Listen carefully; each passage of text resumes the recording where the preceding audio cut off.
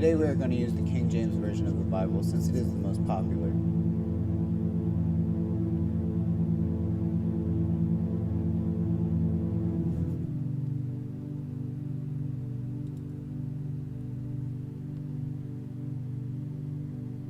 In the beginning God created the heaven and the the earth was without form and void, and darkness was upon the face of the deep, and the Spirit of God moved upon the face of the waters. And God said, "Let there be light," and there was light. And God saw the light, and that it was good.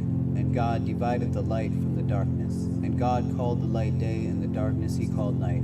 And the evening and the morning were the first day.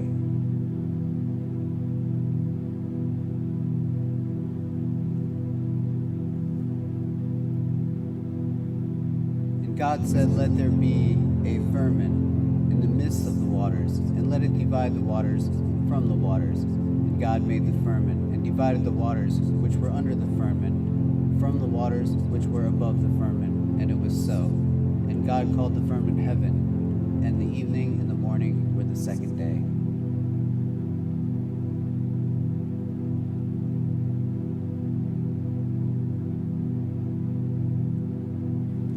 And God said, "Let the waters under the heaven be gathered together unto one place, and let the dry land appear." And it was so. And God called the dry land earth, and the gathering together of the waters called he seas. And God saw that it was good. And God said, "Let the earth bring forth grass, and herb yielding seed, and the fruit tree yielding fruit after its kind, whose seed is into itself upon the earth." And it was so. And the earth brought forth grass and herb yielding seed after his kind, and the tree yielding fruit, whose seed was in itself after his kind. And God saw that it was good. And the evening and the morning were the third day.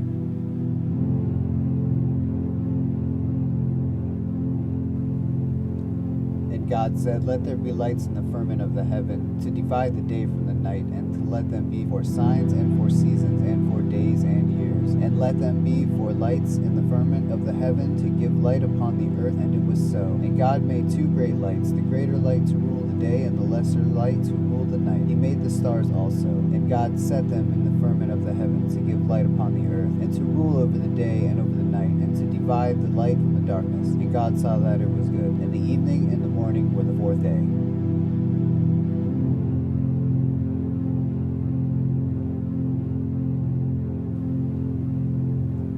And God said, "Let the waters bring forth abundantly the moving creature that hath life, and fowl that may fly above the earth in the open firmament of heaven." And God created great whales, and every living creature that moveth, which the waters brought forth abundantly after their kind, and every winged fowl after his kind. And God saw that it was good. And God blessed them, saying, "Be fruitful and multiply, and fill the waters and the seas, and let fowl multiply in the earth." And the evening and the morning were the fifth day.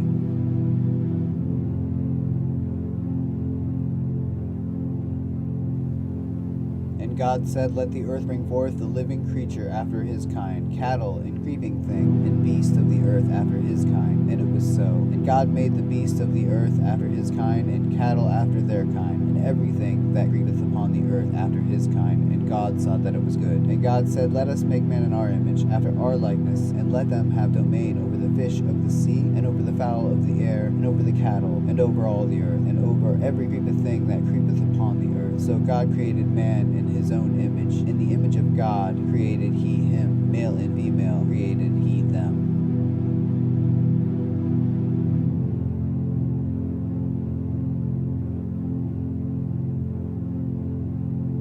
And God blessed them, and God said unto them, "Be fruitful and multiply, and replenish the earth, and subdue it, and have dominion over the fish of the sea, and over the fowl of the air, and over every living thing that moveth upon the earth." And God said, "Behold, I have given you every herb bearing seed which is upon the face of the earth, and every tree, in the which is the fruit of the tree yielding seed. To you it shall be for meat, and to every beast of the earth, and to every fowl of the air, and to everything that creepeth upon the earth, wherein there is life, I have given every green herb for meat." And it was so. And God saw everything that he had made, and behold, it was very good. And the evening and the morning were the sixth day.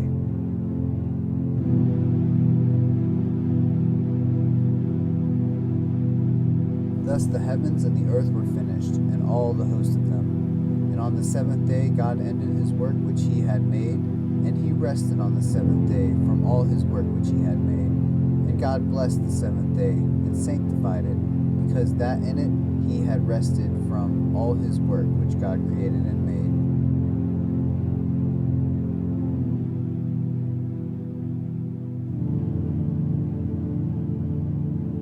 These are the generations of the heavens and the earth, when they were created in the day that the Lord God made the earth and the heavens, and every plant in the field before it was in the earth, and every herb of the field before it grew. For the Lord God had not caused it to rain upon the earth, and there was not a man to till the ground. But there went up a mist from the earth, and watered the whole face of the ground. And the Lord God formed man from the dust on the ground, and breathed into his nostrils the breath of life, and man became a living soul.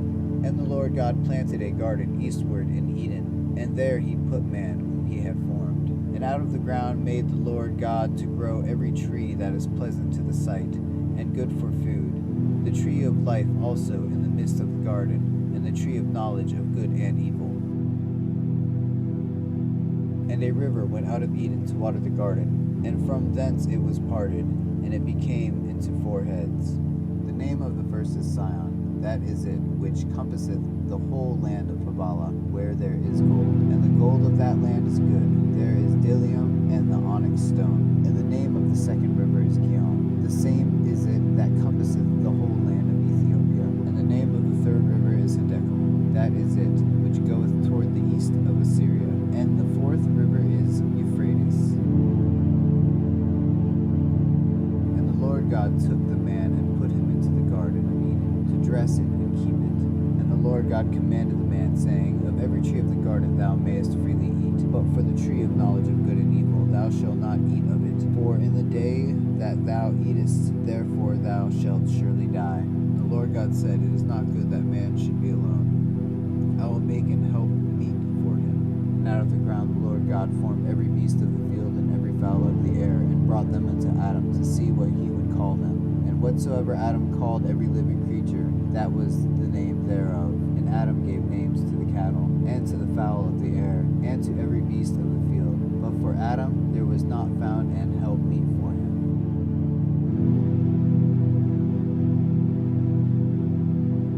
And the Lord God caused a deep sleep to fall upon Adam, and he slept. And then he took one of his ribs, and closed up the flesh instead thereof. And the rib which Lord God had taken from man made he a woman, and brought her unto the man. And Adam said, This is now bone of my bones, and flesh of my flesh.